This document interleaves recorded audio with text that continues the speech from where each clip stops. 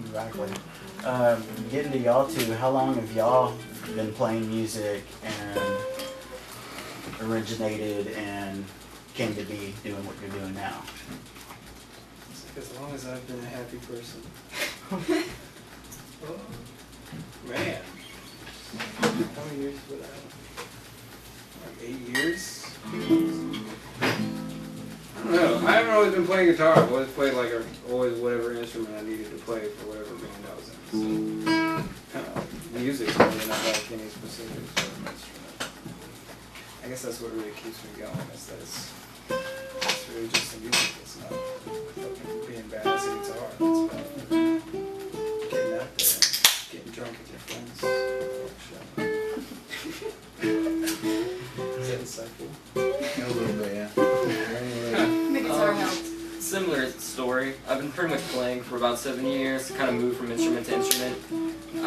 Never really like stuck with one consistently. I'm still trying to get better at the guitar as well as the drums.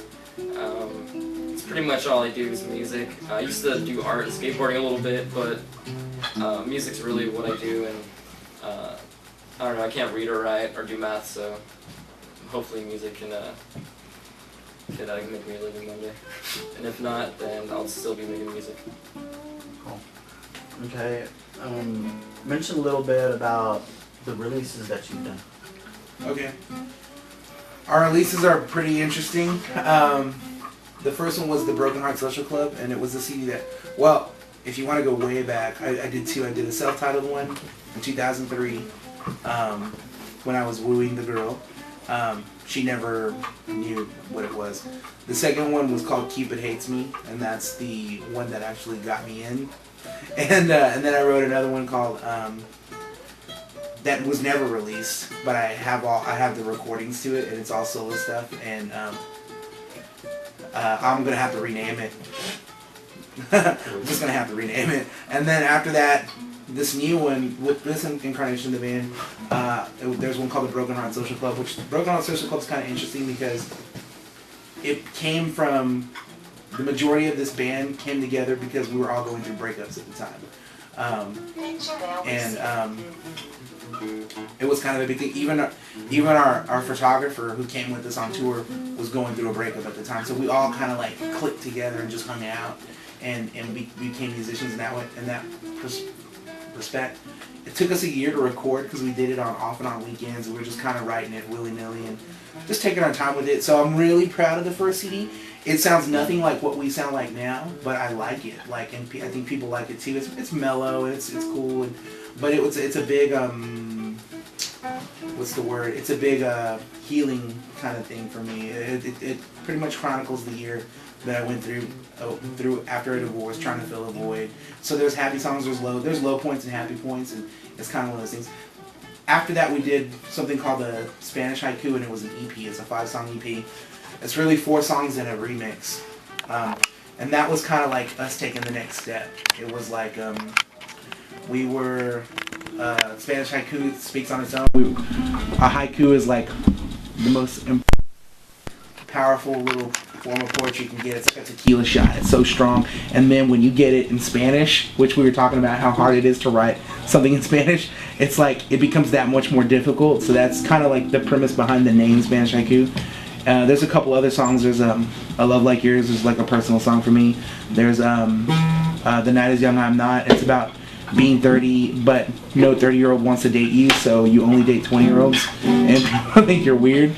And then there's one of Danny's songs too in there. So yeah. So yeah. And then that one came out. Then we did a Christmas one, and that was when Brie actually officially joined the band. So we did We Three Kings, and it was a duet, and that was kind of cool. We released it for anyone who wanted it. It was free on the site. You could request it. We would send you the MP3. It was kind of like our Christmas gift to people. We're currently working on some new stuff. There's 2 CDs. People like the slow stuff, so there's one called Soy un Monstruo, which is I'm a Monster, and it's going to be slow, so like not necessarily solo, but slower ballad stuff. And then there's another one, it's called When Push Comes to Love, that we're about to start recording. And it's going to be all the new band stuff. Like, we're totally electrified now, so Trap Kit, Telly, bass, keyboards, very aggressive. It's going to be like more indie sounding. So those are the 2 CDs that we're going to put out this year. And when do you plan on going into recording? And who and all that good stuff? Soil and Monster has been worked on with Neil for a little while in secret. There are about 4 or 5 songs done already on it. Done, like finished, recorded. I posted a couple. One is Hey Darling, and it's about dying, saying goodbye, and that's cool. And then there's another one called I Don't Miss You at All, and it's about, yeah, just what it sounds like. I don't miss you at all. There's a couple of other songs that are done. Those are the 2 that are posted. The band one has yet to be. We're gonna start this summer, and that's what we want to push when we tour in the fall. We want to push that one and have the other one kind of like this backup. Like, well, if you like slow stuff, this is it. And we're also doing we're writing and preparing a musical, which is cool because no band's done it. And the songs are, I'd say all the songs are about 80% done. There's a couple more that we still need to write, and then the story needs to be finished. We have the bare bones of the story what we want. I'll tell you now, it's about a guy who falls in love with a guy inventing a robot, artificial intelligence, who's in love with his lab assistant, but the robot falls in love with the guy, and it's all about unrequited love. So the guy can't be with his lab assistant, and the robot can't be with the guy. That's what it is. And the robot is actually based on one of our friends' band songs, the Frontier Brothers. They have a song called Tess, and they gave us permission to not only use the character in our play, but also re-record the song, their songs. That's kind of a cool, big deal for us because they're pretty popular right now. So. I like your little quote that you use, uttering the love song since 2003. Yeah. And it's quite befitting because a lot of your lyrics and stuff was dealing with new love at the beginning, right? And then now it's basically the whole destruction of love and that, right? All that comes with it. It's it comes and goes depending on my mood and depending on the people's moods. I mean, like I'm not the only songwriter in the band. A lot of times, Danny writes a lot of the songs. Aaron's played some songs. Bree has a duet that we're gonna work on. I'd be silly not to let the band like go where they want to go, but the truth is like, yeah, man, when I started, it was all, you know, when you're in love, you're like, you want to tell the world, and then at the same time, like, just as powerful as that is the absence of it. So like waking up and having like it's one of those things where it's like, yeah, heartbreak is cool and everything, whatever, you know, it might be in style, but when you're really heartbroken, that sucks. Like, no one tells you, and if you've been through it, you know, and if you haven't, then don't act like you have, because there's like a pain right here that and it's, you get anxiety and it crushes you and you feel helpless, and that's the worst thing in the world. And the best thing to do is to find an outlet for it, whether it's drugs, alcohol, music, whatever it is. I mean, I'm not saying do drugs, but if that's what's going to get you through the day, it's better than a bullet in the head, because you got to do something to get better. And like, music for me was a big deal. And when I started playing these songs and people were coming up to me and saying, dude, like the biggest response ever, the most important thing, one kid came up to me, I was doing a solo show, and I opened for a death metal band, and it was the funniest thing, and I thought no one cared, and I was walking in, people ignored me the whole night, most, you know, and this kid walked up to me and he was like, hey man, I just want you to know I really felt what you were saying. And then he told me the story about his girlfriend who left him and all this stuff.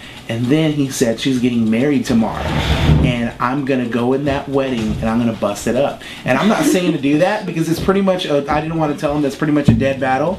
But I was like, man, to know that I had already done that to that kid, I was pretty, number one, I'm an egotistical bastard, so I was like, man, I fucked that kid up. And not only that, but you know, it's one of those things. I mean, we made kids cry before. We laughed. Yeah, we were in Charter, man, and we were like, we made 2 teenage boys cry. I mean, like, dude, if that doesn't mean I can't open up for Dashboard Confessional, nothing can. You know what I mean? And not only that, but like, so when you get through that phase, like, and that's the thing, like, I don't want to hold anything against anybody. So when when you get through what you need to get through, then you can write other songs. So like my muse changes where it is right now. Actually, like it's crazy to say, but I'm writing way more hopeful songs, and like, you know, I mean, I don't want to be that. I don't want to be that guy forever. We went to a tweet up earlier today, and where people Twitter at each other, and this guy was like, there's a kid sitting next to me, and he's always writing this really depressing stuff, and this old man's like, yeah, I always read all his tweets all the time. They're pretty depressing. I'm afraid one day I'm gonna open up the paper and see he's dead. And it was kind of funny because the kid's like,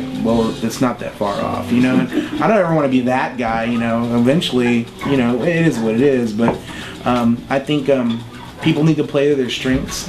So if you're an artist, do art. If you're a writer, do write. And if you play music, well, write.